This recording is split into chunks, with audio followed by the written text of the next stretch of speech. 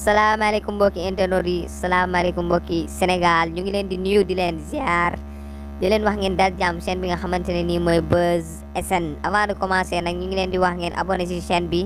tey nag dañuy ñëw si ki nga xamante ne nii mooy Fatoumata Ndiaye ñu gën koo xam si Fouta Tampi daal nee na daal moom daal yor na ay vidéo ki nga xamante ne nii moo di Ousmane Sonko nee na yor na ay dossier Ousmane Sonko te nee na lu tax vidéo yooyu de mu yor ci Ousmane Sonko lu tax mënu koo jënne parce que nee na dossier bi dafa nekk si loxo yi yoon loolu moo tax mënul génne vidéo yi mais nee na bés bi nga xamante ne nii Ousmane Sonko dina ko indil plainte buñ ko yóbbee si juge bi si procureur bi moom daal vidéo yooyee mu yor si Ousmane Sonko dina ko génne te bu boobaa Ousmane Sonko gars yi dinañ ko weddi waa Sénégal dinañ ko weddi jeunes yi ñi ko gëmoo duñ ko gëmati moom daal mi ngi attaqué ñi nga xamante ne nii moo di Ousmane Sonko ba pare di attaqué wala ñi nga xamante ne nii mooy association ànd sàmm jikko yi